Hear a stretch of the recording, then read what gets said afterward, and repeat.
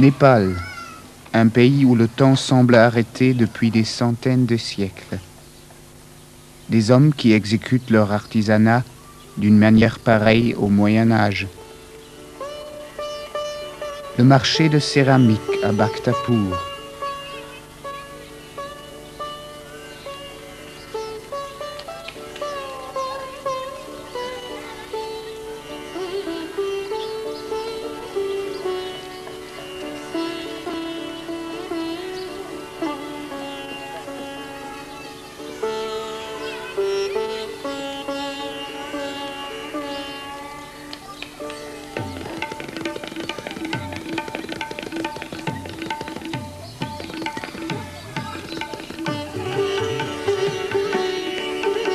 Bhaktapur, la métropole de la vallée de Katmandou du XIVe au XVIe siècle, pas encore touchée par la moderne, montre toujours la vie urbaine au Népal du Moyen Âge.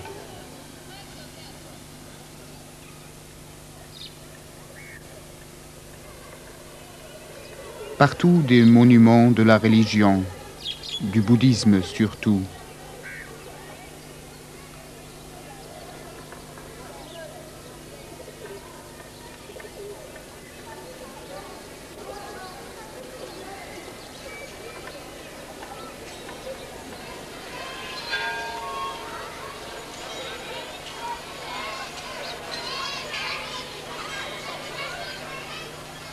Ici un stupa à Bodhnath, le plus grand temple de telle sorte au Népal. Il est décoré avec des petits drapeaux de prière par les croyants. On fête le nouvel an tibétain, suivant notre calendrier, en février.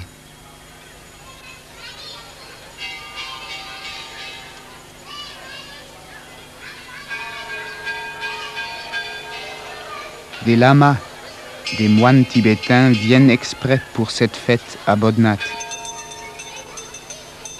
Ils allument de nombreuses lampes à l'huile.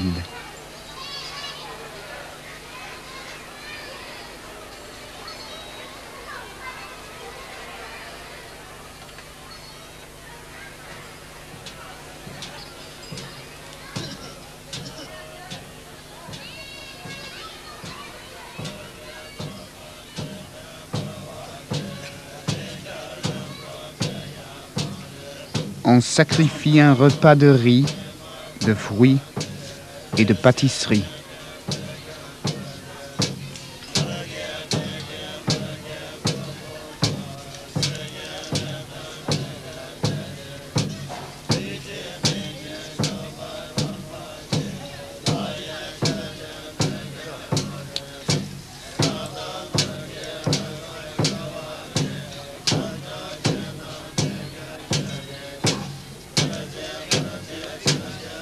Dans toutes les directions veillent les yeux sévères de la divinité.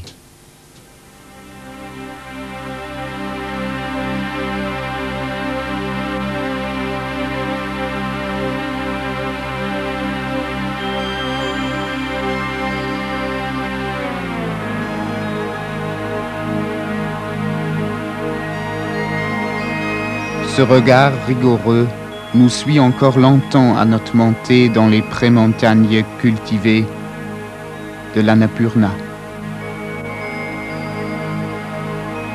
Une semaine de marche à peu près pour arriver au massif.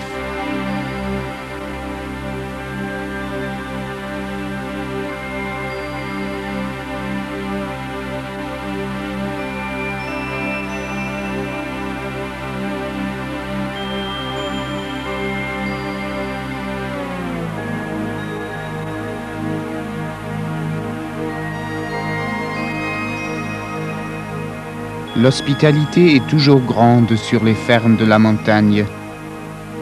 On paye un peu pour les repas et on est invité pour passer la nuit.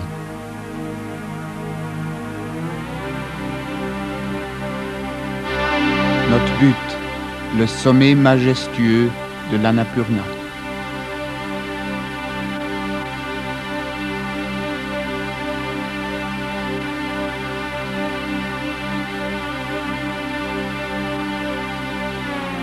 Ici, on prépare un festin, encore pour le nouvel an.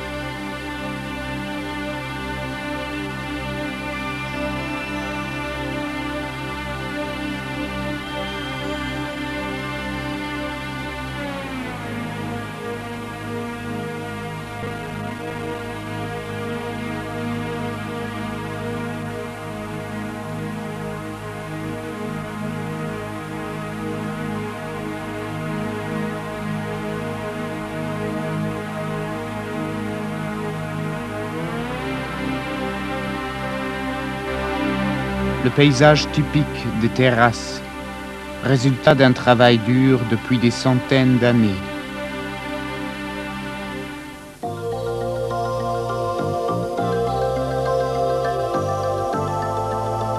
À partir de 4000 mètres d'altitude, nous quittons toute civilisation et l'aventure commence.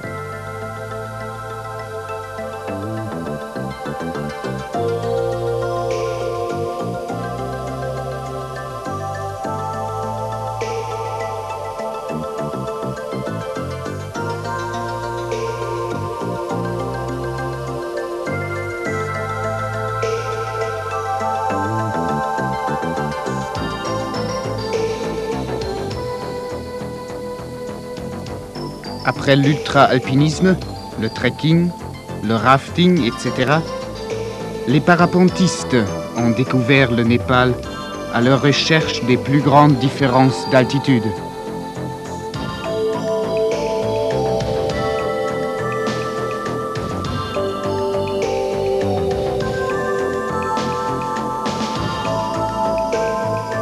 Mais la nature, surtout le temps, est incalculable à cette altitude. On n'a pas de chance. L'Annapurna est de mauvaise humeur ces jours et il nous force à retourner dans des régions plus basses pour réaliser notre rêve d'une façon plus modeste, mais certainement toujours assez sensationnelle et étrange aux yeux des indigènes.